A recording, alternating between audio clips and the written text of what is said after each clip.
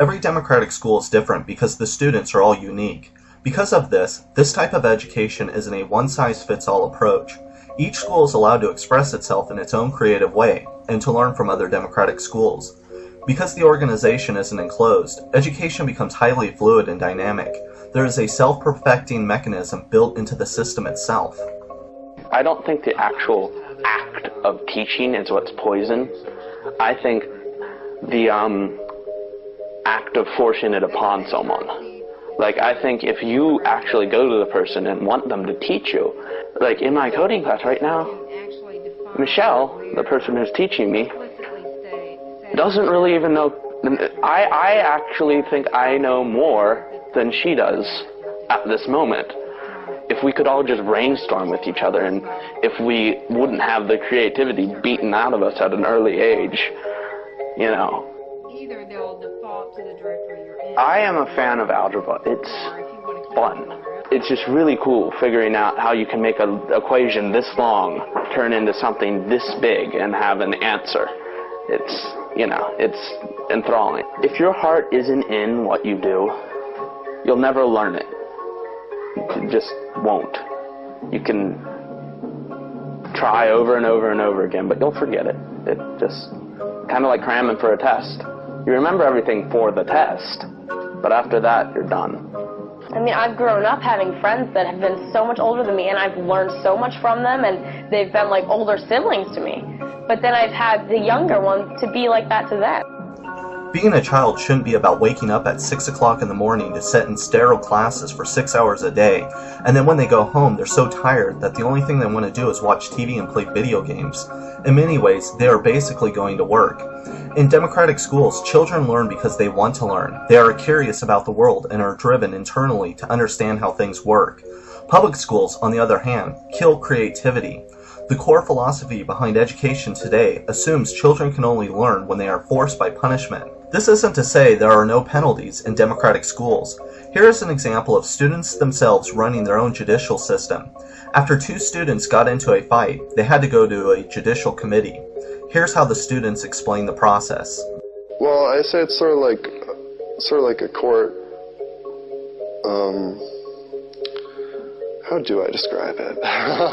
I basically just say that if you do something wrong, you get written up, and that gets taken to JC, which is a panel made up of people who are students and staff, you know, Fairhaven School meeting members. Then decide your fate by democratic action. A few people have asked me if it just descends into chaos, which, you know, it doesn't. I mean, it's still pretty well ordered. I mean, it's a little more amorphous than your average school, but I like that. Things don't really get that cold and calculating here at Fairhaven.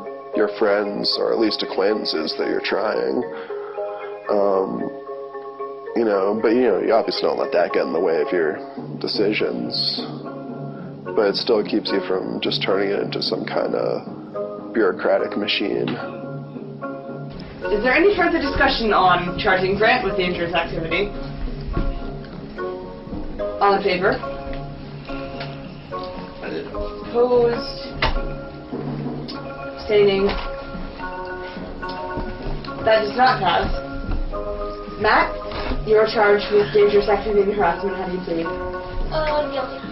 And how do you plead to harassment? Guilty. Okay. Guilty. Thank you, Grant. Any sentence ideas from either? Matt, I recall you had one. I was thinking maybe if you would agree to mediation. I was actually considering Matt, how do you feel about mediation? What the heck is that? Mediation is where you sit down in a room with the person you've been having trouble with and like another person or two that are trained as mediators. You sit down and talk and try to come to a decision that will be best for everyone and leave you guys getting along. Any more discussion on both of them being referred to school meeting and suggested mediation by that school meeting? Seeing none. All in favor? Opposed? Abstaining? You guys are referred to school meeting, and it's recommended that you get mediation before that. So you guys can come sign, and I was not on days, he was simply sitting and observing. And I saw that he was getting upset, and I was sort of torn. Half of me was saying, oh, I wish he wouldn't be upset. The other half of me was saying, well, he did deserve it. He did nasty things, and now he's getting in trouble. And then he started crying, and although I still felt that he was probably deserving the punishment he got, I had a huge amount of sympathy for him. I definitely feel a lot of compassion for both sides, really. You know, one of them, I'm sorry this thing happened to you, which the other person was at fault for, and then again for the defendant, where even though you did something that wasn't good and was against the rules, I'm still sorry that you're going to get in trouble for it. That doesn't outweigh the fact that you are going to get in trouble for it, and I think you probably deserved it. But you can still feel compassion without necessarily feeling the urge to immediately act upon it. The real tragedy in public schools today is that children aren't being educated. They're being made into robots. When every child studies the same books and learns the same math and reads the same history, education not only becomes dull, it becomes anti-human. Students today are not learning because they can't retain the information after they take their standardized tests. They have no time to internalize information they've learned and how that knowledge applies to them and their life because they are moving endlessly from one class to another. Our education system has become faith-based. Students are told how the world works dogmatically. They are told history, but they never discover it for themselves. It is no wonder then that the more educated a person is, the more likely they will join a cult. The highly educated have been trained to believe anything they perceive as coming from an authoritative figure. Next to the right of life itself, the most fundamental of all human rights is the right to control our own minds and thoughts.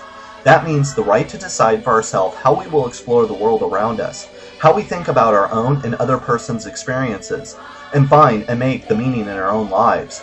Whoever takes that right away from us, as the educators do, attacks the very center of our being and does us the most profound and lasting injury.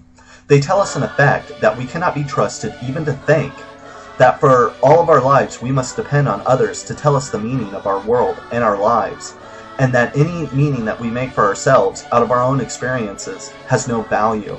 There is an alternative. Democracy can prevail in the classroom.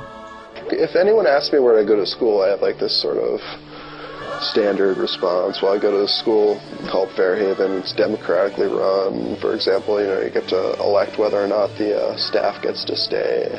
This school meeting today is they're trying to pass a rule that you have to get a parent approval on a sheet that says I am allowing my kid to go down to the stream, which I'm totally all for. None of these kids were told what to do. Instead, the system works organically, unlike state-run schools which have to be imposed from the top down. Democratic schools, in many ways, represent left-libertarianism. Without hierarchy, even small children don't descend into chaos. Because there are no restraints, the child is allowed to grow unhindered into their natural state of being, expressing the nuances of their surroundings and their own internal states. There is something insanely wrong with our public educational system. We as adults are robbing our children of their innocence, putting them in antiseptic boxes, crushing their creativity, treating them as soldiers for the private sector. Children today are nothing more than commodities to be used, sold, packaged, indexed, examined, and judged. The public schooling system is nothing more than an anti-life institution.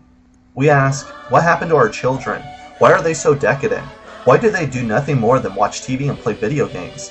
But how can we blame the young when they see our lives, when they see mom and dad going to their job for 8 hours a day, when people look more like zombies than substantive beings, when every day is routine, when people are too tired to spend time with their own families? It's not just the public educational system that's screwed up, it's us, the public. We have no choices in life, no say over our own being. We are crushed by a system that cares nothing for us. Public schools should not be assembly lines pushing out cookie-cutter people who go on to live in cookie-cutter homes, who think in cookie-cutter ways. When we inherited a system of education based on hierarchy, we built our society based on that model. We need to create a new democratic education so future generations are able to live in a society that cares for them, one based on our democratic ideals.